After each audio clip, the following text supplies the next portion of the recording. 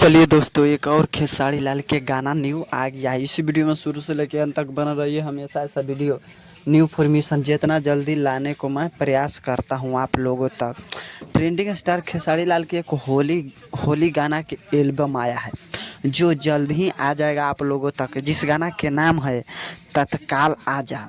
मानो होली गाना है जो इस गाना के नाम है तत्काल आजा। एक खेसारी लाल दबंग स्टार खेसारी लाल गाए हैं। ये गाना तो भोजपुरी इंडस्ट्री में तहलका मचा के रख देते हैं।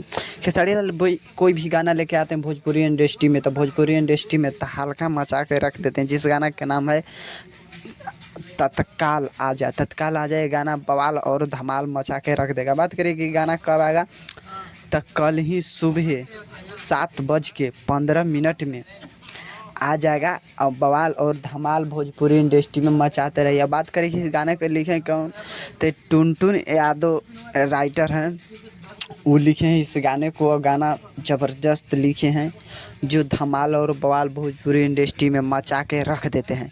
अब हम हमेशा ऐसा वीडियो न्यू फॉर्मेशन आप लोगों तक जितना जल्दी लाने को मैं प्रयास करता हूँ। पूरा वीडियो देखने के लिए आप लोगों को धन्यवाद।